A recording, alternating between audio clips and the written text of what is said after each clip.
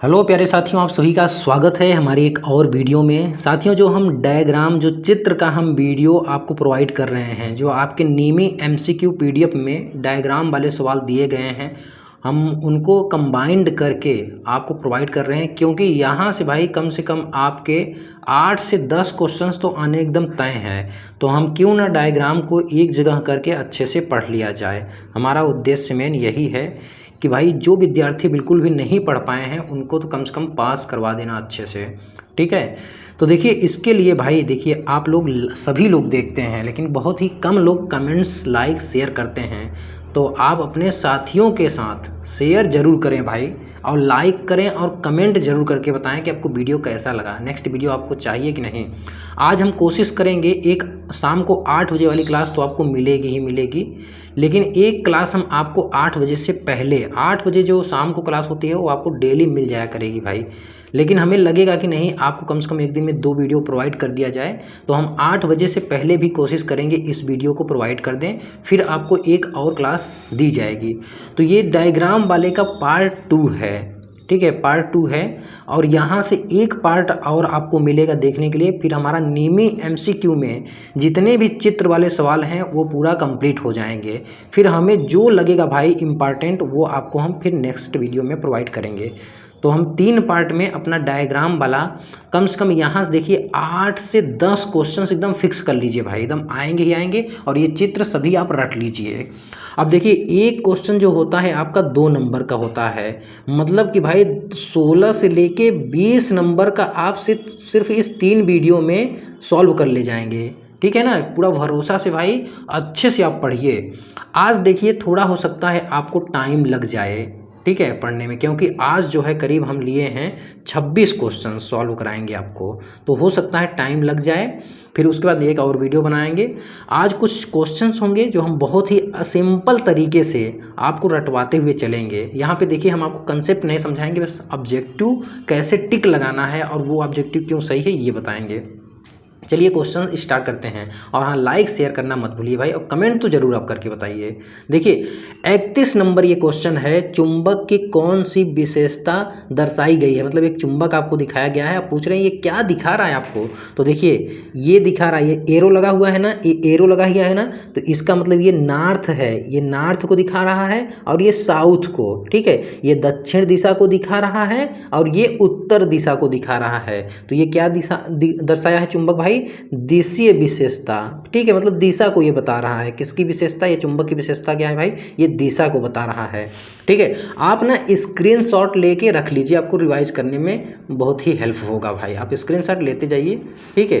हो सकता है बार बार आप वीडियो देखने में आपका टाइम वेस्ट हो, तो आप इसके लिए क्या करेंगे, स्क्रीनशॉट ले लीजिए अच्छे से। चलिए नेक्स्ट देखते हैं भाई।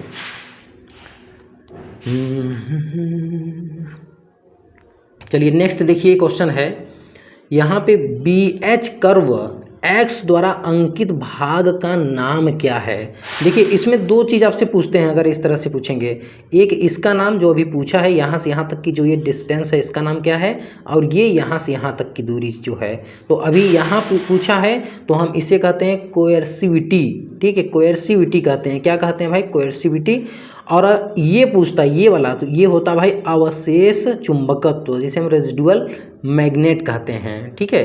तो ये क्या है, ये है कोर्सिविटी, याद कर लीजिए, कोर्सिविटी, पहला ही ऑप्शन कोर्सिविटी। अब हम ITI कोर्स कर रहे हैं ना, ITI कोर्स, ठीक है। तो ये टेढ़ा बाई है, टेढ़ा है, ITI कोर्स बहुत टेढ़ा है। तो देखिए ये आप समझ लीजिए ये कौन सा है भाई, कोर्सिविटी। कोर्स से याद कर लीजिए, आप नाम ही तो भूलेंगे ना, नाम ही हमको रटवाना है, तो कोर्स से याद कर लीजिए। इसमें क्या सही है, टेढ़ा है भाई, कोर्सिविटी। क्या है, कोर्सिविटी। ओके, आइए नेक्स्ट करते हैं। नेक्स्ट देखिए, यहाँ पे आपको सवाल पूछा गया, श्रेणी परिपथ में कुल संधारित्र की गणना कीजिए। देखिए भाई, इसके लिए ना थोड़ा टाइम आपको देना पड़ेगा। जैसे मान लीजिए एक संधारित्र ये हो गया, एक संधारित्र ये हो गया, एक संधारित्र ये हो गया। ये क्या है भाई, ये श्रेणी क्रम में लगे हुए हैं। क्या है, श्रेणी क्रम में। अब यहीं पे प्रतिरोध अगर श्रेणी क्रम में लगा होगा तो ऐसे लगा होगा। देखिए भाई, ये जो संधारित्र होता है इसका उल्टा होता है भाई, ठीक है, इसका क्या होता है, उल्टा होता है प्रतिरोध का। अब अगर ऐसे लगा दीजिए, फिर ऐसे लगा दीजिए। ये क्या है भाई, ये प्रतिरोध है, ये प्रतिरोध R1 है, ये प्रतिरोध R2 है और ये प्रतिरोध R3 है और ये संधारित्र ये है C1 और ये C2 और ये C3 है। ठीक है, तो हम अगर पूछें इसका रिजल्टेंट टोटल संधारित्र बताइए, मतलब अगर हम अलग अलग C1 C2 और C3 अलग अलग प्रतिरोध श्रेणी क्रम में जोड़े हुए हैं, अगर हमको इनके जगह पे एक ही संधारित्र जोड़ना होगा तो आप कितना संधारित्र यूज करेंगे, तो हम निकालेंगे इसका भाई टोटल निकाल लीजिए। तो इसका टोटल निकालने के लिए सूत्र होता है सी टोटल बराबर 1/C1 कर लीजिए प्लस 1/C2 कर लीजिए प्लस 1/C3 कर लीजिए। और इसका टोटल निकालने के लिए क्या होता है भाई, सिंपल होता है इसका, तो RT करिए और सभी को जोड़ दीजिए सिंपल, जैसे आप सोचते होंगे R1 प्लस R2 और प्लस R3। ये किसके लिए है भाई, श्रेणी के लिए। श्रेणी मतलब एक के बाद दूसरा लगा हुआ हो, उसे हम कहते हैं श्रेणी क्रम। श्रेणी क्रम मतलब एक के बाद दूसरा, जैसे आप लाइन लगाते हैं, वो कौन सी लाइन होती है भाई, श्रेणी क्रम वाली लाइन होती है। आपके बगल में एक समांतर लाइन लग जाती है तो वो समांतर लाइन हो जाती है, बाकी एक आपके पीछे दूसरा, इनके पीछे दूसरा, ये बच्चे कैसे खड़े होते हैं, श्रेणी क्रम में। अब देखिए यहाँ पे, तो यहाँ पे देखिए ये क्या है भाई, ये है, अच्छे से दिख नहीं रहा है, इसका मान है 10 माइक्रोफैरड और ये भी है भाई 10 माइक्रोफैरड और ये 20 माइक्रोफैरड। तो C टोटल, हमें टोटल संधारित्र पूछा है, C टोटल बराबर, ठीक है, ये कर लेंगे 1/10। देखिए बहुत ही सिंपल है भाई, आप इतना तो कर ही ले जाएंगे। फिर 1/10 कर लीजिए, फिर 1/20 कर लीजिए।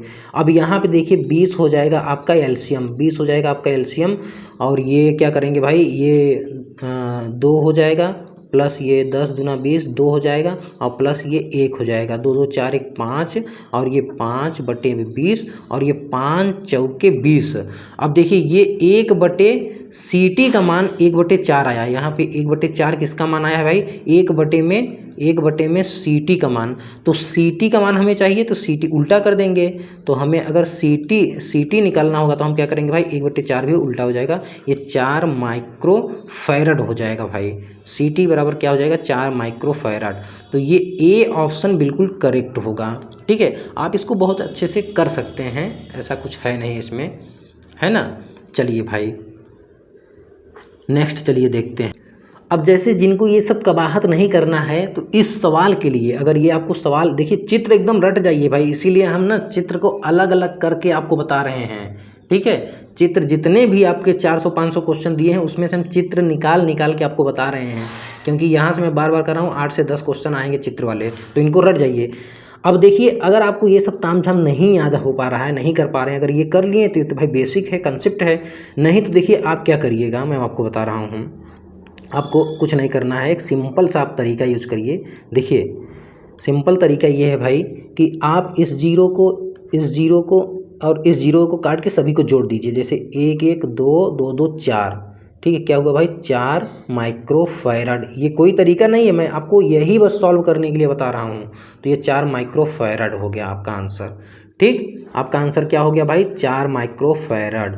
चलिए अब आगे बढ़ते हैं। देखिए नेक्स्ट यहाँ पे आपका क्वेश्चन है, नेक्स्ट क्या है, ये 30 10 30।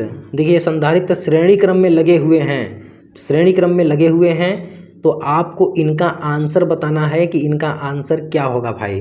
अब देखिए काटने से नहीं, वो जुगाड़ था, लह गया, आप उसको याद कर लीजिए 4। अब इसका देखिए क्या है, आप इसका आंसर आपको याद करना है क्या होगा, पहले इसको सॉल्व करिए। C टोटल बराबर हमने आपको बताया था क्या होता है भाई, 1/C1। ये देखिए 30 माइक्रोफैरड है, ये 10 माइक्रोफैरड है और ये 30 माइक्रोफैरड है। हमें कुल संधारित्र निकालना है तो 1/CT। और कब भाई, जब ये श्रेणी, देखिए श्रेणी क्रम में लगे हुए हैं, तो श्रेणी क्रम के लिए 1/CT बराबर होता है 30 और प्लस 1/में ये 10 प्लस 1/में 30। ठीक है, ऐसे। अब यहाँ पे 30 जो है आप एलसीएम ले लेंगे। 30 क्या है भाई आपका एलसीएम, तो 30 से 30 कट जाएगा, ये 1 होगा प्लस ये 3 हो जाएगा और फिर प्लस 1 हो जाएगा। अब देखिए 3 2 ये 5, 5/30 और ये 5 6 30 हो जाएगा। ठीक है, 1/में CT बराबर क्या हो गया भाई, 1/में 6। तो यहाँ से CT बराबर करेंगे तो ये भी उल्टा हो जाएगा, ये 6 माइक्रोफैरड आपका आंसर आ जाएगा कि नहीं।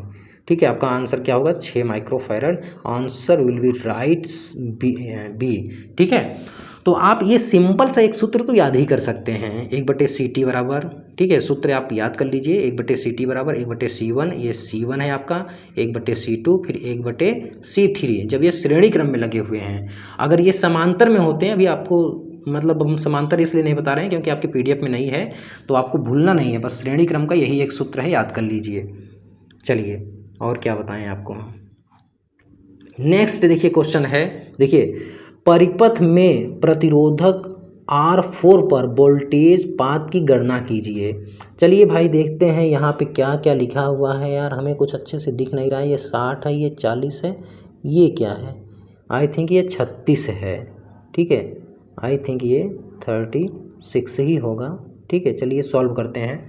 अब देखिए, अब यहाँ पे ना एक चीज़ आपको समझना होगा भाई, बहुत अच्छे से समझ लीजिए, थोड़ा इंतज़ार कर लीजिए। अभी तक आप नहीं पढ़े हैं लेकिन आज भाई अच्छे से आप पढ़ लीजिए वेट करके।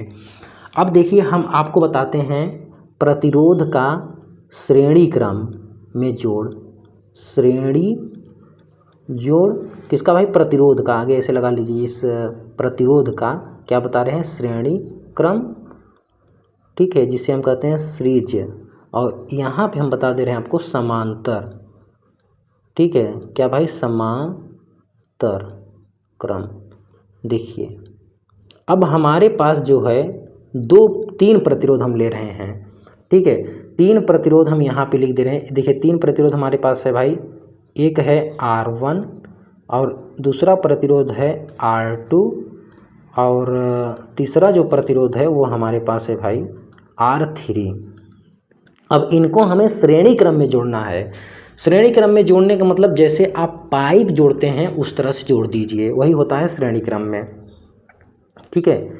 ये देखिए पहले हम R1 जोड़ रहे हैं श्रेणी क्रम में, ये हो गया आपका R1, फिर अब इसी में हमें R2 को जोड़ना है। तो कैसे जोड़ना है भाई, जैसे पाइप जोड़ते हैं आप, यही होता है श्रेणी क्रम।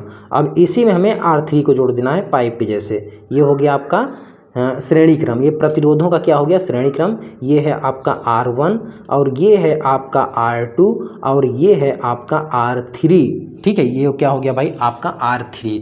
अगर आपको श्रेणी क्रम में प्रतिरोध जोड़े हुए हैं, अगर टोटल प्रतिरोध निकालना है भाई, तो आप ऐसे करते हैं, RT बराबर R टोटल बराबर आप सीधे सीधे जोड़ दीजिए R1 plus R2 plus R3, ठीक है।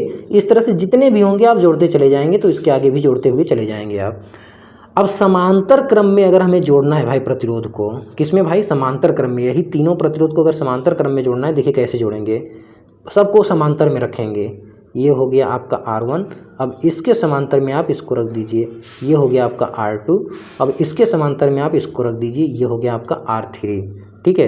अब देखिए ये हो गया आपका R1 और ये हो गया आपका R2 और ये हो गया आपका R3।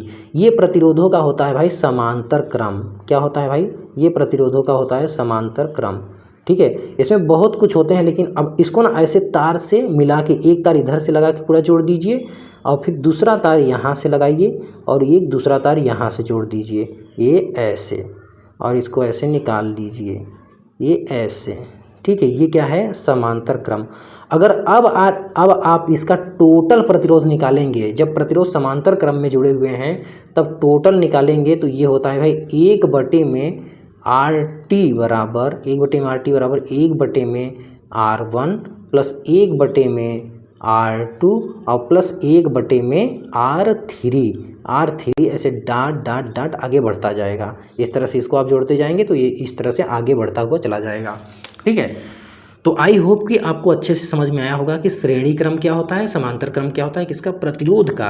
अब संधारित्र का इसका उल्टा हो जाता है भाई। संधारित्र अगर श्रेणी क्रम में जुड़े हुए हैं तो ये 1/C1 1/C2 1/C3, और संधारित्र अगर समांतर क्रम में जुड़े हुए हैं तो C1 plus C2 plus C3, इस तरह से सीधे जोड़ देंगे। मतलब इसका जस्ट उल्टा किस में होगा, संधारित्र वाले केस में। तो हमें वहाँ पे मतलब हम उतना ही समझा रहे हैं आपको जितना इस ऑब्जेक्टिव में आपको ज़रूरत है समझने के लिए, ठीक है। बाकी लाइक शेयर कमेंट्स करते रहिए भाई, आप लोग लाइक शेयर कमेंट से हमें बहुत ज़्यादा मोटिवेशन मिलता है नेक्स्ट वीडियो बनाने के लिए। बहुत सारे स्टूडेंट लाइक शेयर कमेंट्स करते हैं यार, उन्हीं की वजह से हम ये वीडियो बना पा रहे हैं भाई। अब चलिए हम इसको करते हैं सॉल्व, ठीक है। इसको हम क्या करते हैं भाई, सॉल्व करते हैं। अब देखिए यहाँ पे जो दिया हुआ है, देखिए इस चित्र में हमें कुछ अच्छे से दिख नहीं रहा है, तो हम जो हमें समझ में आ रहा है हम उसी के बेस पे निकाल रहे हैं। बाकी तरीका बिल्कुल सही होगा, आपको वहाँ पे ना सब कुछ क्लियर दिखेगा, तो आप वैसे ही निकालिएगा। ठीक है, देखिए श्रेणी क्रम में प्रतिरोध जुड़े होंगे तो आप सीधे से जोड़ देंगे। ये जैसे ये प्रतिरोध और ये प्रतिरोध किस में है भाई, समांतर। देखिए इसके समांतर ये लगा हुआ है ना, तो ये और ये समांतर क्रम में है। तो चलिए अब इनका हम टोटल प्रतिरोध निकालते हैं। बहुत सारे लोगों को ना ये थोड़ा कठिन सवाल हो जाएगा, ये आप स्क्रीनशॉट लेके रख लीजिए। अब हम इसको इरेज करने वाले हैं। ठीक है, इसको अब हम इरेज करने वाले हैं, आप स्क्रीनशॉट लेके रख लीजिए इसे भाई। चलिए देखिए,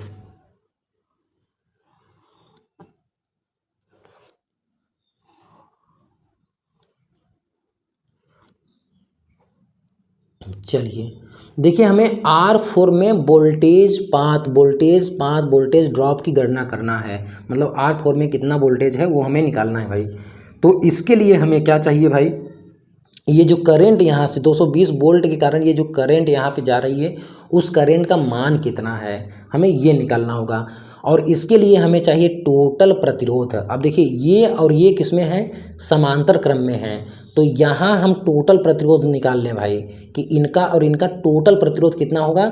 अब उस एक दो प्रतिरोध लगे हैं अलग अलग, और टोटल प्रतिरोध हम निकाल के एक ही लगा देंगे सीधे से। देखिए एक है, चलिए यहाँ इसके यहाँ पे टोटल प्रतिरोध कितना है वो हम निकाल ले रहे हैं। तो R 1/RT बराबर हो जाएगा प्यारे साथियों, ये देखिए 40 है। चलिए यहाँ पे लिख दे रहे हैं, ये 40 है और ये है भाई 60 है। तो 1/में में हो जाएगा 40 और प्लस 1/में में हो जाएगा 60। ठीक है, चलिए यहाँ पे लिख लीजिए 40 × 60, तो ये हो जाएगा 60 और ये प्लस 40 हो जाएगा कि नहीं। और 40 और 60 कितना होता है भाई, 100 होता है। और ये हो जाएगा 6 चौके 24, 20 4 24 और ये 00। ठीक है, ये 0 से ये 0 कट गया, 1/24 आ गया। 1/RT का मान, 1/RT का मान कितना आया भाई, 1/24 और RT का निकालेंगे तो ये हो जाएगा 24 ओम। ठीक है, कहने का मतलब कि इन दोनों प्रतिरोध को जोड़ने पे जो मान आया वो कितना आया भाई, 24 आया।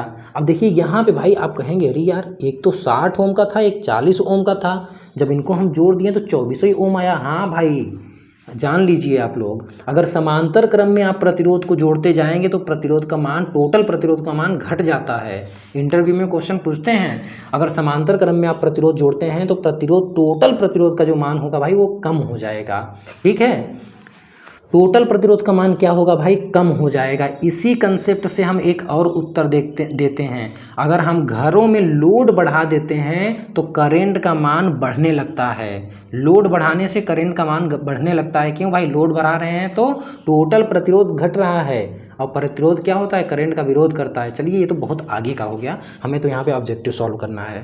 ठीक, तो RT मतलब अब इन सब तामझाम को छोड़ के हम यहाँ पे सिंपल जो प्रतिरोध लगा देंगे। ठीक है, मतलब हम 40 ओम और 60 ओम का समांतर में लगाएंगे अलग अलग से। इतना हम सर्किट को कॉम्प्लिकेटेड क्यों बनाएं, तो इससे अच्छा होगा कि हम एक ही प्रतिरोध लगाएं और उसका वैल्यू हो 24 ओम। आई होप कि आपको समझ में आ रहा होगा भाई। अब देखिए भाई, अब यहाँ से आप निकाल लीजिए टोटल प्रतिरोध। देखिए ये है 50 ओम और इसके श्रेणी में लगा है एक 24 ओम और एक लगा है 36। सबको जोड़ लीजिए, RT बराबर, अब दूसरा ये निकालिए, इसका टोटल प्रतिरोध सब श्रेणी में लगे हैं तो सबको जोड़ लीजिए। क्या है भाई, 36 है, प्लस कितना है भाई, 24 है, और फिर प्लस 50 है। सबको जोड़ लीजिए भाई, कितना आया, देखिए 6 और 4 10, कहीं हो जाएगा 0, 5 2 7 और 7 3 10, 1 11। ठीक है, RT बराबर कितना हुआ भाई, 110 ओम। RT बराबर 110 ओम टोटल प्रतिरोध। अब इस सर्किट में जो टोटल प्रतिरोध हो कितना है भाई, 110 ओम की है। ठीक है, अब देखिए, अब हमें करंट निकालना है 220 वोल्ट, और प्रतिरोध कितना है भाई, टोटल प्रतिरोध कितना है, 110 है। कहने का मतलब इतने के जगह पे ना हम सिर्फ एक ही प्रतिरोध लगा सकते हैं, और वो प्रतिरोध कितना होना चाहिए भाई, 110 ओम का होना चाहिए। ठीक है, 110 ओम। तो बताइए इसमें कितना करंट फ्लो होगा। तो I बराबर होता है भाई V/R। I बराबर V/R, या टी कर लीजिए, तो वोल्टेज कितना है 220 वोल्ट है। 220 वोल्ट बटे में कितना है भाई 110। ये जीरो से ये जीरो कट गया, 11 दूना 22। आई का मान कितना है भाई 2 एम्पियर। ये जो करंट है ना, ये 2 एम्पियर की करंट यहाँ से फ्लो हो रही है प्यारे साथियों। 2 एम्पियर की करंट यहाँ से क्या हो रही है, फ्लो हो रही है। ठीक है, बहुत सारे लोगों को यार ये थोड़ा कठिन सवाल लग सकता है, क्योंकि ये उनके लिए भाई जो क्लास व्लास करते रहते हैं। बाकी आप कोशिश करिए, आप इसका आंसर ज़रूर याद करके जाइए भाई। देखिए अब हमें यहाँ पे क्या निकालना है, वोल्टेज ड्रॉप। ठीक है, तो कहने का मतलब V बराबर होता है I इंटू आर। आई का मान अभी हमने निकाला कितना है प्यारे साथियों 2। आर का मान कितना है 50। आर का मान कितना है 50। 50 दूना 100। ठीक है, वोल्टेज का मान कितना आ जाएगा भाई 100। ठीक है, वोल्ट। वोल्टेज ड्रॉप कितना होगा 100 वोल्ट। ये ऑप्शन डी बिल्कुल करेक्ट होगा। ठीक है, बाकी आप देखिए मेहनत करिए इस तरह से, आप ये 100 याद कर लीजिए भाई। ये कॉम्प्लिकेटेड देखिए आपको रट जाना है भाई। ठीक है, इसीलिए हम चित्र अलग अलग से आपको प्रोवाइड कर रहे हैं, ताकि आप चित्र वाले सवाल एकदम रट जाइए। ठीक है, इसको आप सॉल्व करेंगे, कितना आ जाएगा भाई 100 वोल्ट। कितना आएगा 100 वोल्ट, आप इसको याद कर लीजिए। ओके, चलिए भाई देखिए अब इसको हम करते हैं इरेज। चलिए अच्छा, हमको 100 वोल्ट याद कैसे करना होगा भाई। 100 वोल्ट हम याद कैसे करेंगे संजय भाई, कुछ तो बताइए उपाय। देखिए ये है आपका 40, वहाँ पे अच्छे से दिखेगा, यहाँ पीडीएफ में सही, और ये 60 है। अब इस 40 और 60 को जोड़ के याद कर लीजिए भाई, जो कठिन वाला इस तरह से आएगा ना, हम 100 वोल्ट होगा भाई 100 वोल्ट।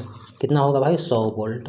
ओके, 100 वोल्ट इस तरह से 1-2 बार प्रैक्टिस करेंगे, याद हो जाएगा पक्का भाई। स्क्रीनशॉट लेके रख लीजिए आप। चलिए नेक्स्ट देखते हैं। देखिए यहाँ पे नेक्स्ट है श्रेणी प्रकार के ओम मीटर। श्रेणी प्रकार के ओम मीटर परिपथ में शंट प्रतिरोध R2 का क्या उपयोग है। शंट प्रतिरोध R2 मतलब ये देखिए क्या है भाई, ये ओम मीटर है, ये ओम मीटर है, ये शंट प्रतिरोध ये R2 लगा है। यहाँ पे R2 दिख नहीं रहा है, ये R2 लगा है। देखिए ये क्या है भाई, ये आपका एक तरह से वेरिएबल वाला, मतलब प्रतिरोध का मान कम बेसी कर सकते हैं ये, इसीलिए ये लगाया जाता है एरो लगा के। इसको एकदम कर देंगे तो ये 0 पे आ जाएगा। ठीक है, नीचे कर देंगे 0, मतलब सॉरी ऊपर कर देंगे यहाँ पे, इसको घसका के यहाँ पे कर देंगे तो ये हो जाएगा 0। अगर ये 0 हुआ तो देखिए यहाँ से जो भी करंट जाएगी पूरी पूरी करंट इसमें चली जाएगी। अगर पूरी करंट इसमें चली गई तो अमीटर हमारा क्या हो जाएगा, अमीटर का जो संकेत होगा वो कहाँ पे आ जाएगा भाई 0 पे। मतलब ये ओम मीटर कहाँ पे हो जाएगा 0 पे, मतलब कुछ मान नहीं बताएगा। तो देखिए जहाँ पे होगा भाई, देखिए हाँ, संकेत की शून्य स्थिति को समायोजित करने के लिए, ये किसके लिए लगाया जाता है भाई, संकेत की शून्य स्थिति को समायोजित करने के लिए। ठीक है, चलिए नेक्स्ट देखते हैं।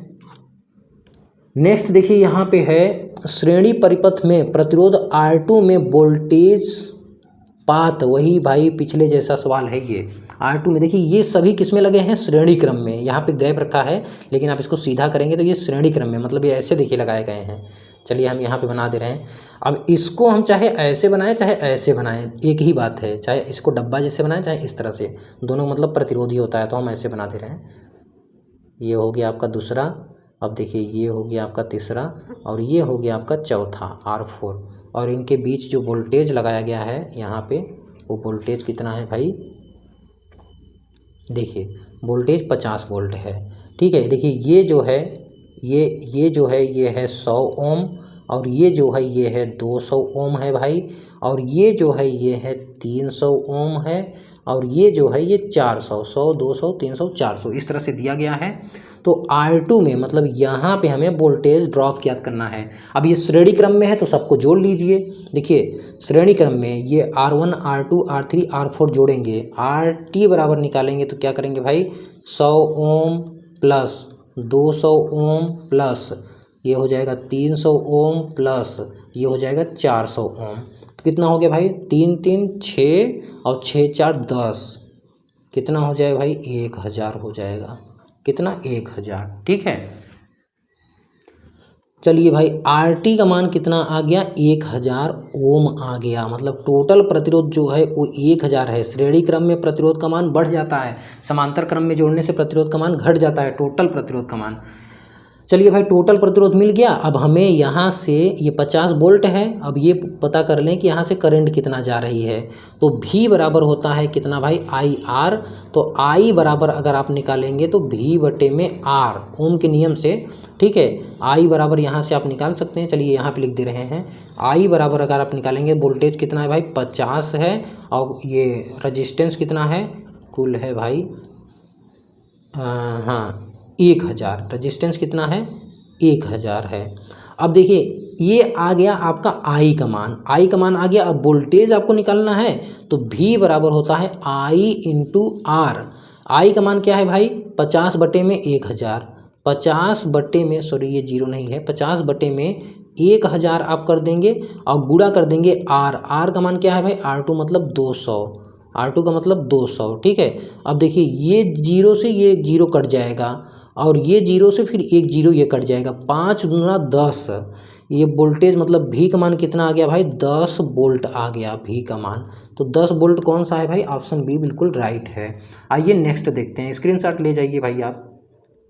ऑप्शन क्या है ये है 10 वोल्ट। इसको याद करते जाइए भाई, एक दो बार वीडियो देखेंगे और लगाएंगे आपको बहुत अच्छे से समझ में आ जाएगा। देखिए यहाँ पे क्या है, ये जो प्रतिरोध है भाई समांतर क्रम में देखिए सब जुड़े हुए हैं। किसमें भाई समांतर क्रम में सब जुड़े हुए हैं। और ये एक तार लेके ऐसे 60 कर दिए हैं, एक तार लेके ऐसे क्या कर दिए भाई 60 कर दिए। अब ये क्या कर दिए सभी प्रतिरोध क्या हो गए भाई 60 हो गए हैं। अब करंट ना इसमें से नहीं होके जाएगी, करंट इसमें से होके नहीं जाएगी, पूरी करंट बह के इधर से चली जाएगी जहाँ से 60 है। तो ऐसे स्थिति में RT का मान हो जाता है 0 भाई। टोटल प्रतिरोध कितना हो जाता है 0, क्योंकि आपने यहाँ पे क्या कर दिया 60 कर दिया, ठीक है। तो देखिए कहाँ पे है भाई परिपथ प्रतिरोध शून्य हो जाएगा, बिल्कुल भाई परिपथ प्रतिरोध क्या हो जाएगा शून्य हो जाएगा। चलिए नेक्स्ट देखते हैं।